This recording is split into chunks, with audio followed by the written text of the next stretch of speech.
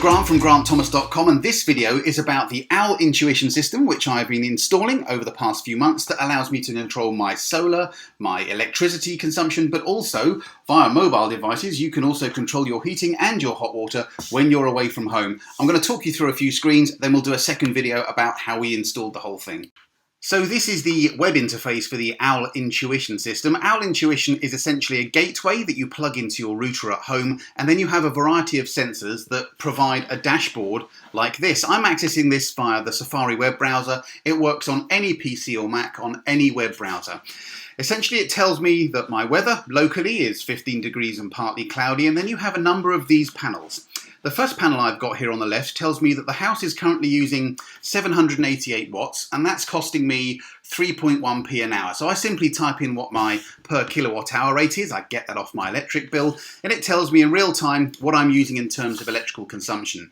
It also has a view so far today, how much we've used in terms of electricity, the cost, as well as yesterday and the past week and over the past month. I can also download this at the bottom onto a spreadsheet, which is a CSV spreadsheet.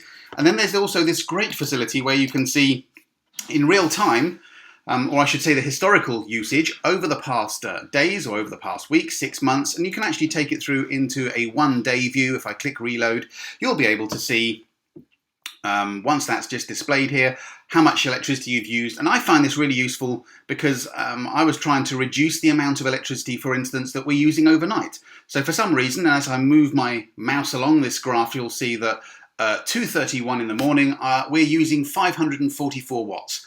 So why we're using 500 watts when everyone's asleep and nothing is being used?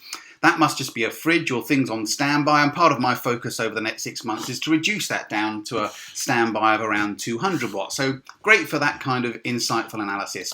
So that's the first panel, which is electrical consumption. The next panel here is to do with my solar PV panels, my electric panels on the roof. It's overcast here at the moment. They're only generating 548 watts, 617. That means that we're exporting zero because right now the house is using 788, but this also gives me an insight into how much we've generated today, how much we generated yesterday, last week, etc.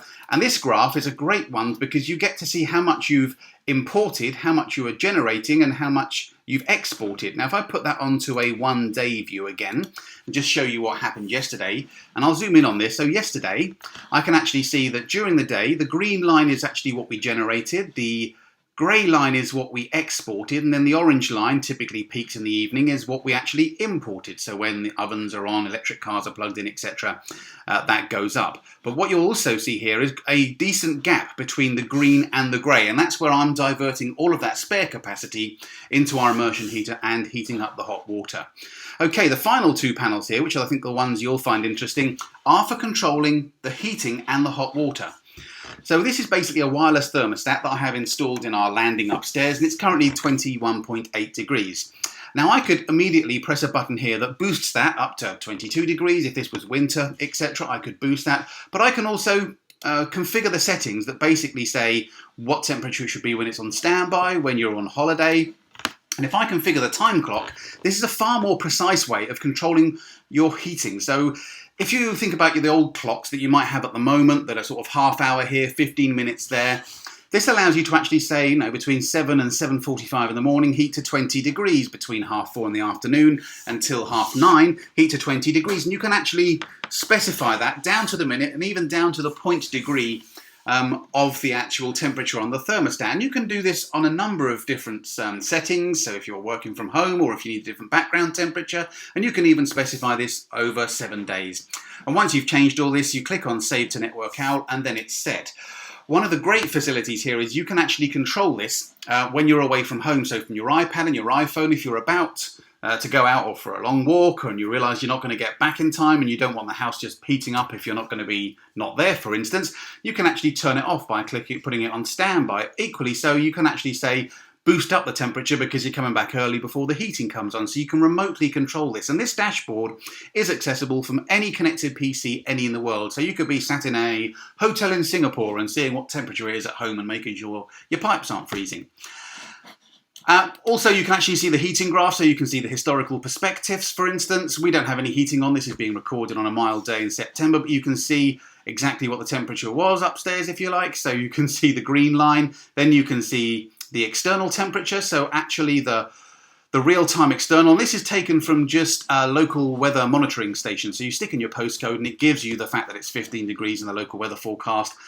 And what that's useful for is if it's a particularly cold morning and you're trying to get this up to 21 degrees by 7 o'clock, this will actually say, okay, it's -5 degrees outside, therefore I'm going to turn on the heating slightly earlier to make sure we get to 21 degrees by 7 o'clock. So it dynamically adjusts to external weather conditions. That is enormously powerful. So you can actually, I'm sure you've had the situations where you put the heating on in, let's say, October, then you've had a couple of cold mornings and then it's gone to a mild morning and all of a sudden you're opening windows and everyone's sweltering in the house because the heating's come on and it's been a mild day. This dynamically adjusts to that by monitoring the external conditions and making sure that the temperature comes up to speed in time.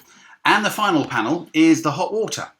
I currently have this in the middle of my tank because we have 3 thermostatic ports where I can put this on our tank. But this allows you, just like the central heating, to control your hot water.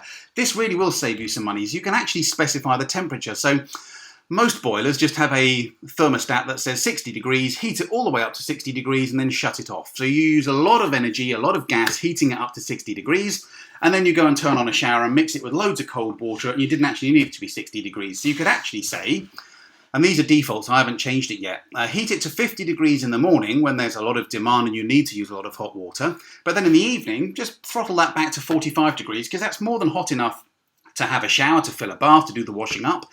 But you're not having to waste all that energy heating it up to 60 degrees only to cool it down again, so it's useful.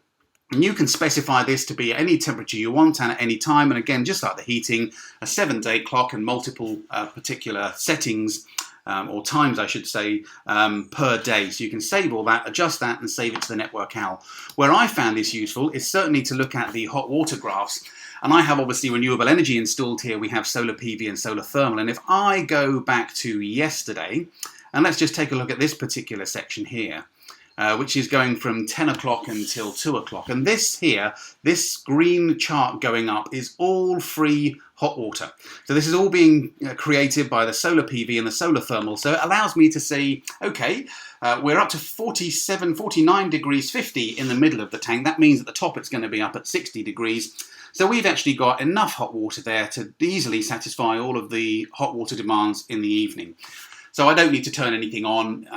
I get that kind of visibility into how well the renewable energy is performing before we have to start importing electricity or using gas to heat the hot water. And then finally, you get this insight into the kind of summary view. So how much you used electrically yesterday, how much solar was generated, also what the income is being generated from the solar, and also things like CO2 that you've produced in the house. So this is the web interface. There are lots of options at the top for adding devices, very simple to, like I have done, built this up over 6 months. I had the electric consumption first, then I added the solar PV monitoring, and then I've added in the last 2 weeks the ability to monitor the heating and hot water. And you simply go onto the wizard, add the devices, they're all wireless, so it simply detects them, and once it's paired with the gateway, then it's all viewable online. And I'll just show you now the accessible app on the iPad and the iPhone. Okay, so that was the dashboard, and what you're now seeing is an iPad, and this is showing you the view which you'll get on the actual app, which is free on the iPad, on the iPhone. You can also get it from the Android store. And this is just the panels that you saw. You can basically swipe between them. So if I go that way, you see the solar, then you see the hot water, and then you see the heating. And if I click on this button at the bottom, which I'm trying to do back to front, so slightly challenging, you get control. So likewise, you can just click away, and it puts the system into away. Comfort boosts it up to the next comfort setting. So if it's due to come on at 4 o'clock and it's 2 o'clock, you press comfort and it basically jumps onto the 4 o'clock setting and keeps it going. Standby puts the whole system in standby and boosts the temperature by 1 degree. And then there's the more hot water that basically takes it up to temperature. So you can be miles away from home and actually access and control your heating and hot water, and also get visibility into your solar PV and electric. So that's the mobile app for both Android and for iPhone. Hope this has been useful. Feel free to check out the YouTube channel.